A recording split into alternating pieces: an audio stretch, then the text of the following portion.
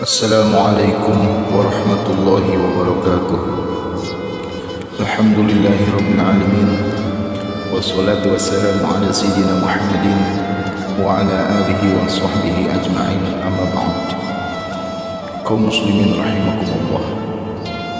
Nisfu Ramadan zahab wa nisfuhu al-akhir zahabun.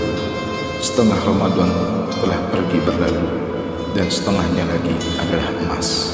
Begitulah ungkapan ulama salafus salih. Semakin tenggelam kita dalam lautan Ramadan, akan semakin banyak tantangan hawa nafsunya dan semakin kuat rasa malasnya. Tetapi bukankah untuk mendapatkan mutiara yang indah itu kita harus berani menyelam lebih dalam dan melawan segala tantangan? Keindahan dan suasana Ramadan tak akan pernah kita dapati di bulan-bulan lainnya. Maka nikmatilah keindahan suasana Ramadan ini dengan terus mengisi dengan beribadah kepada Allah Subhanahu wa taala, terlebih-lebih di malam 10 terakhir bulan Ramadan. Kenapa? Karena di malam 10 terakhir Allah menurunkan malam Lailatul Qadar. Wa ma Lailatul Qadar? Apa itu Lailatul Qadar? Lailatul Qadri khairun min alfi syahr. Malam yang lebih baik daripada 1000 bulan. Satu malam beribadah di malam itu berimbang dengan 83 tahun kita beribadah kepada Allah Subhanahu wa taala. Kapan lagi kita bisa mendapatkan kesempatan baik ini kecuali hanya di 10 malam terakhir di bulan Ramadan. Sengaja Allah merahasiakan waktunya malam Lailatul Qadar itu agar kita dapat mengisi setiap malamnya di 10 terakhir dengan beribadah kepada Allah Subhanahu wa taala. Lantas, apa saja yang mesti kita lakukan di malam 10 terakhir Ramadan? Pertama, pasanglah niat baik kita untuk mengisi di 10 malam Ramadan dengan beribadah kepada Allah Subhanahu wa taala.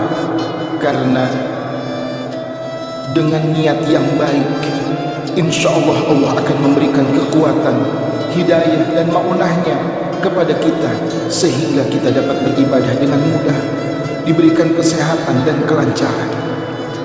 Yang kedua, kita beriktikaf di masjid karena masjid merupakan rumah Allah yang ada di muka bumi ini untuk beribadah kepada Allah Subhanahu wa taala. Kalau memang memungkinkan, kita iktikaf di masjid.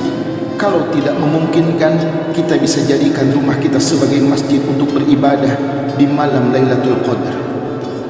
Yang ketiga, kita bersuci, membersihkan diri dengan berwudu, memakai pakaian yang bersih, memakai wangi-wangian, menyiwak, bercelak, karena ini merupakan satu adab dan akhlak yang baik ketika kita beribadah menghadap kepada Allah Subhanahu wa taala. Kemudian kita melaksanakan sholat malam, diusahakan terlebih dahulu tidur walaupun sekejap agar kita mendapatkan keutamaan tahajud. Boleh kita hidupkan malam dengan melaksanakan sholat-sholat sunnah, sunnah taubat, sholat sunnah hajat, sholat sunnah tasbih, dan tutup sholat malam kita dengan sholat witir. Kemudian kita lanjutkan oleh kita bertadarus Al-Quran dengan membaca Al-Quran dan memperbanyak bacaan-bacaan Al-Quran kita di malam tersebut sesuai dengan kemampuan kita. Kita mampu membaca 10 ayat, kita baca. Kita mampu 1 surat, kita baca. Apalagi kita bisa membaca dalam 1 malam 1 juz. Karena hal ini akan mengundang ridhonya Allah Subhanahu wa ta'ala.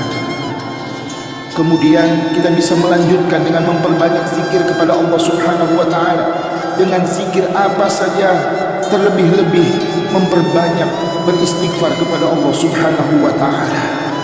Seperti kita membaca Allahumma innaka afuwun karim tuhibbul afwa fa'fu anna, atau kita membaca doa Rabbana atina fid dunya hasanah wa fil akhirati hasanah wa qina adzabannar, atau kita membaca la ilaha illa anta subhanaka inni kuntu minaz zalimin, atau kita membaca asyhadu an la ilaha illallah astaghfirullah as'alukal jannata wa na'udzubika min sakhatika wan nar, dan zikir-zikir lainnya yang mengundang akan turunnya rahmat Allah Subhanahu wa taala.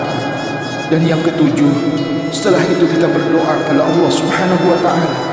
Berdoalah dengan hal-hal yang besar untuk kebaikan dunia dan akhirat, karena yang kita minta adalah Allah yang Maha Besar.